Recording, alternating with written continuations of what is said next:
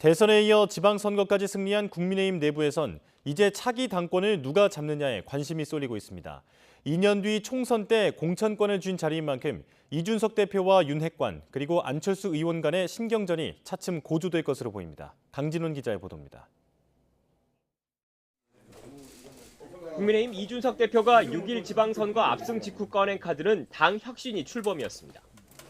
투명하고 예측 가능한 공천 시스템을 만들어 2년 뒤 총선에 상대 정당보다 더 경쟁력 있는 후보를 내보내겠다는 겁니다.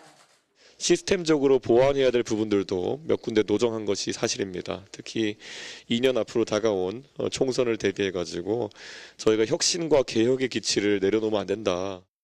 하지만 이 대표의 의중에 당 내부 세력을 견제하려는 정치적 포석이 담겼다는 분석도 적지 않습니다.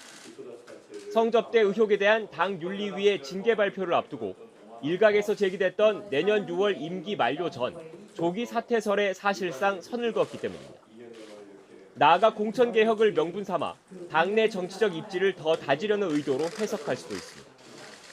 관건은 권성동 원내대표와 장제원 의원 등 이른바 윤핵관 인사들이 이를 그대로 두고 볼 건지입니다. 당장은 여소야대 정국에서 윤석열 정부의 국정 운영을 어떻게 뒷받침할지에 집중하는 모습이지만 여야 협치를 위해서는 1년 전에 민주당이 약속한 대로 법사위원장을 국민의힘에 돌려주어야 합니다. 차기 당대표 선출과 공천 시스템 문제가 본격적으로 거론되면 윤핵관 그룹을 중심으로 다른 목소리를 낼 수도 있습니다. 당내 주도권을 둘러싼 갈등의 불씨가 살아있다는 얘기인데 이 과정에서 5년 만에 다시 여의도에 입성한 안철수 의원의 행보도 변수입니다.